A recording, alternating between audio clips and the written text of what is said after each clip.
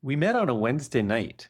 By Sunday, I was having dinner with her two daughters and the eldest's fiance.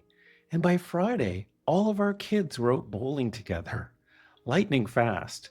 Two people who had never blended a family before inviting everyone into something we knew deep down was going to change all of our lives.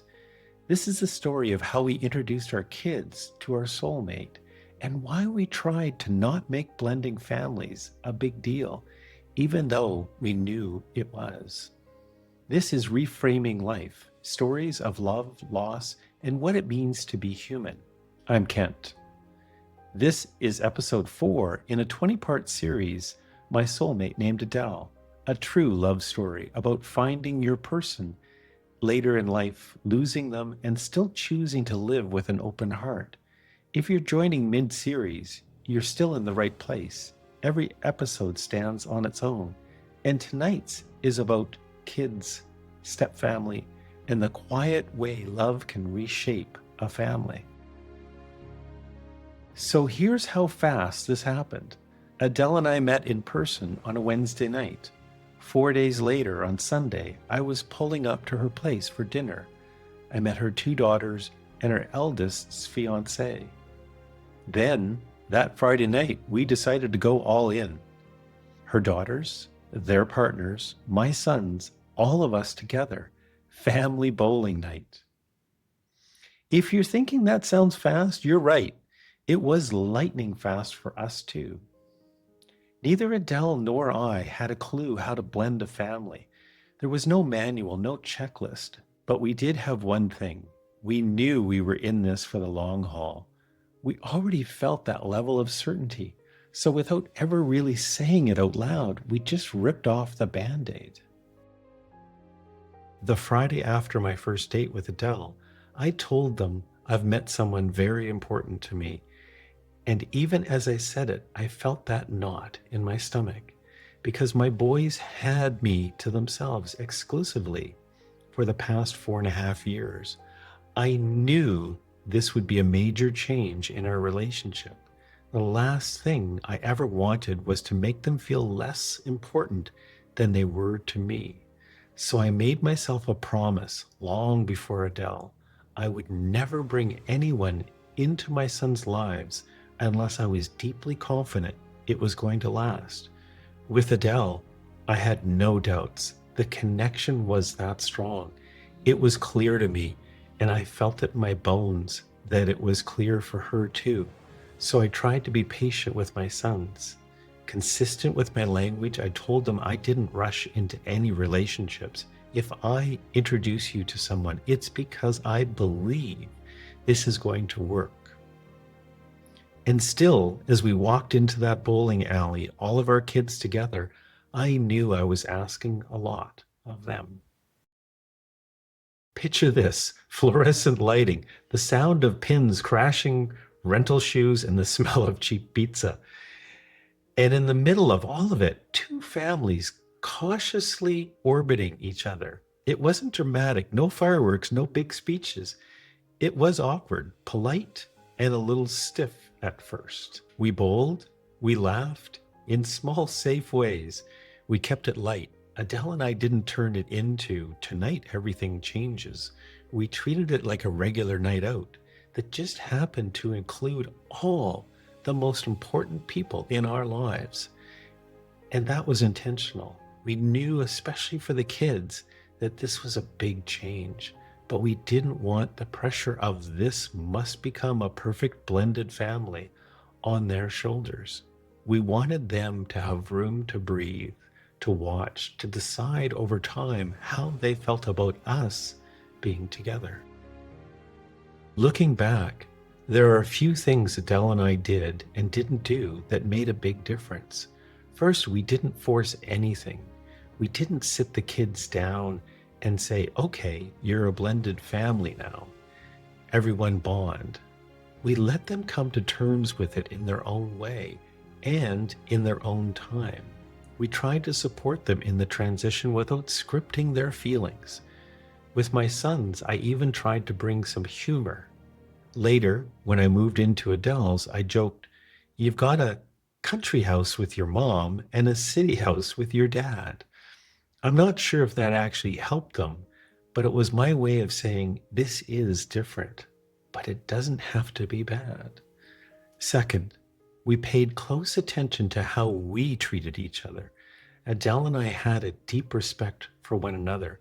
If disagreements or disruptions popped up, and of course they did, we dealt with them quickly and quietly away from the kids. We never yelled at each other.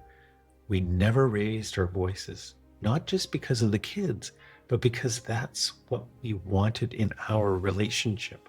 Our default setting with each other was respect and communication.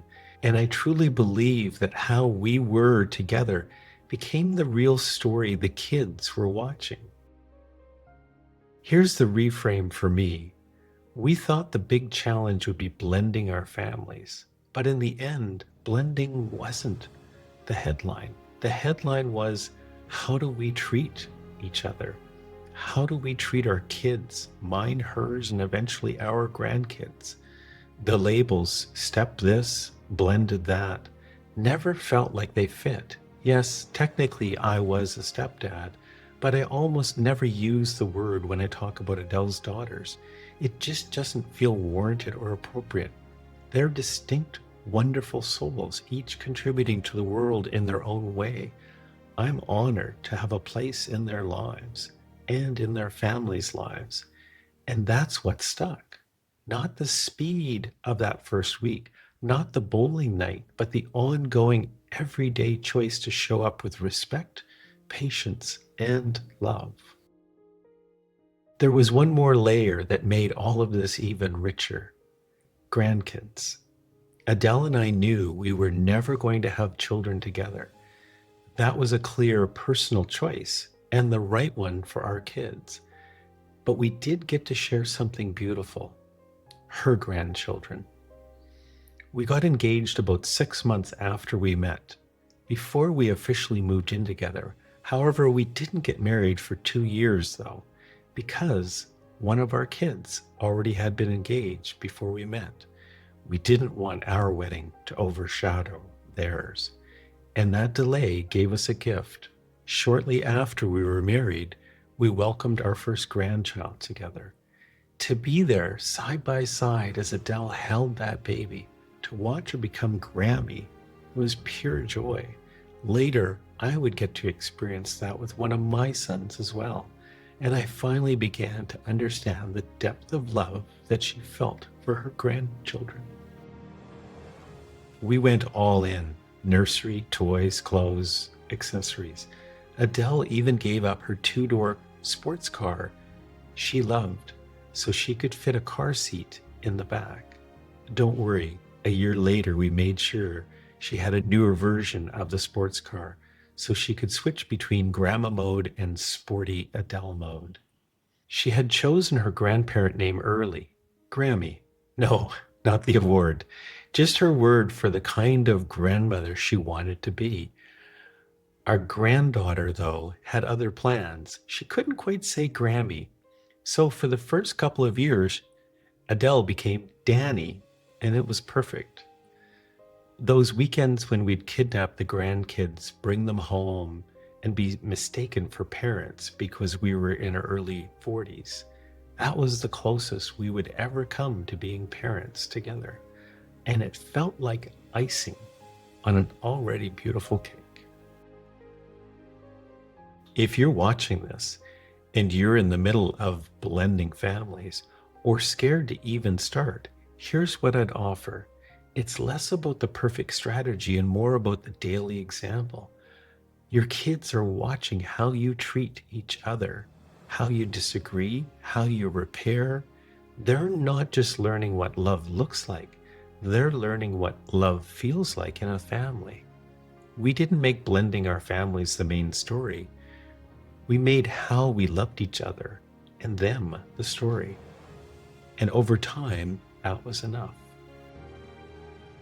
If this episode resonated with you, and if you're navigating love after loss or trying to weave 2 families into one, I would love for you to keep journeying with me. Hit subscribe and turn on notifications so you don't miss the next episode of my soulmate named Adele. In the next chapter, I'll share more about who Adele and I really were together. Besides good shoppers, thank you for watching. Thank you for letting Adele and me into your life. I'll see you in the next episode.